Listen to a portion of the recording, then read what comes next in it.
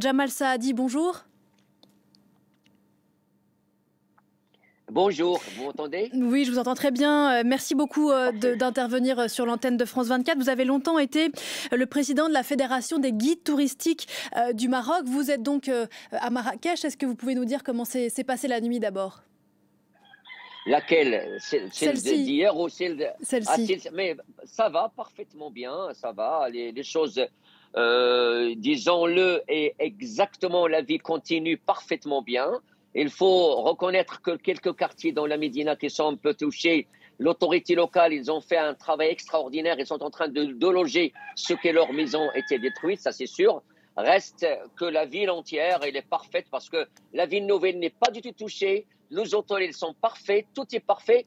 Bon, c'est vrai que toutes les maisons qu'ils ont eu le séisme, qu'ils ont été touchées par le séisme, étaient pas du tout ils étaient des anciennes maisons avec de terre battue. C'est ça, ça c'est vrai.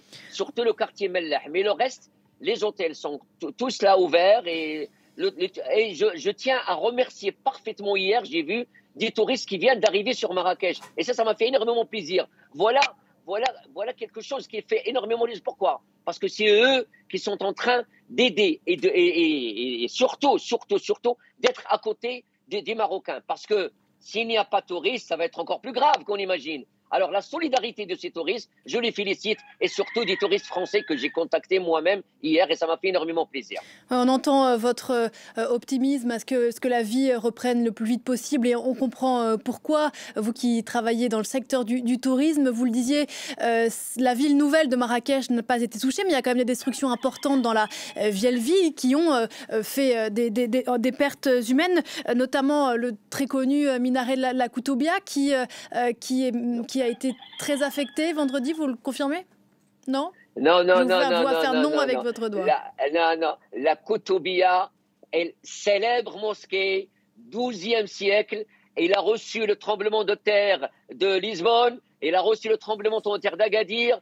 Il a reçu maintenant le tremblement et il n'a pas bougé. Elle est en parfaite santé, notre Koutoubia, qui est vraiment le symbole idéal. Vous pouvez le voir, je peux filmer, vous pouvez vous envoyer que la mosquée de la Koutoubia, c'est une petite mosquée en face du Café de France qui est une mosquée qui a été touchée parce qu'elle est en même temps, son minaret est fait par le pisé. C'est la seule mosquée qui a été touchée à Marrakech, celle qui est en face est une petite mosquée, mais ça n'a rien de grave, heureusement. Bah, c'est vrai que quelques quartiers comme le Mellah, l'ancien quartier juif, notre héritage judaïque de Marrakech était bien touché en plein fouet. Ça, c'est vrai. Et quelques quartiers de l'ancien Médina, ça, c'est vrai. Mais le reste, je peux vous assurer, la plage Jamal a repris l'animation hier, les restaurants en plein air étaient là, l'animation est là, tout est là, et les touristes sortent, ils visitent les monuments. Bon, il y a quelques monuments qui sont encore fermés pour le contrôle, parce que les génies civils sont en train de contrôler tous les bâtiments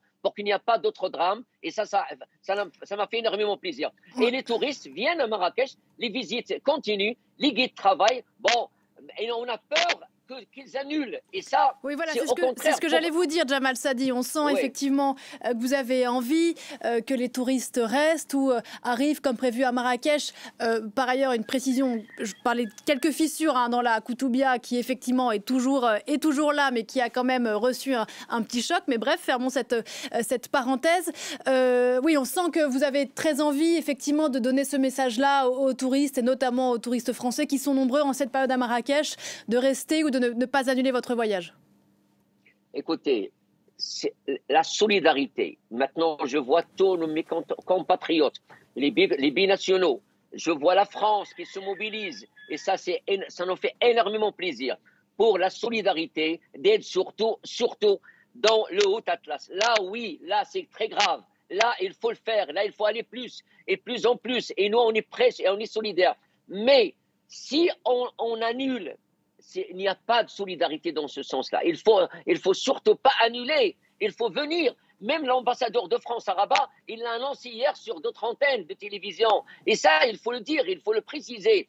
Les avions sont prêts, les hôtels, parce que tous les hôtels sont sur les normes antisismiques. Il ne faut pas avoir peur. Ils peuvent, les circuits des villes impériales, les circuits du Grand Sud, vers le désert et tout, les passages sont, la route du Tishka, il n'est pas touché. C'est vrai que la route de Marrakech vers Tizintat, exactement vers Taroudant, là c'est difficile. Mais le reste, non. C'est pour cela qu'il ne faut pas faire peur aux touristes, parce que une manière d'être solidaire, c'est d'être venir y visiter, et on est là pour leur montrer notre culture, notre richesse, parce que s'ils absentent, c'est encore plus dur pour nous. Il ne faut pas, surtout pas.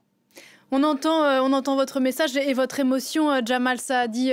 Merci beaucoup d'avoir répondu à mes questions ce matin. Et toutes nos pensées vous accompagnent à Marrakech et dans la région. Merci encore.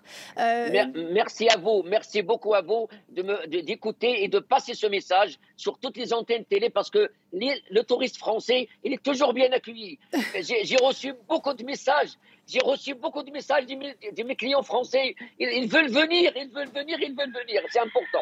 Merci beaucoup. On a bien entendu votre message, Jamal Saadi. Merci, bonne journée à vous.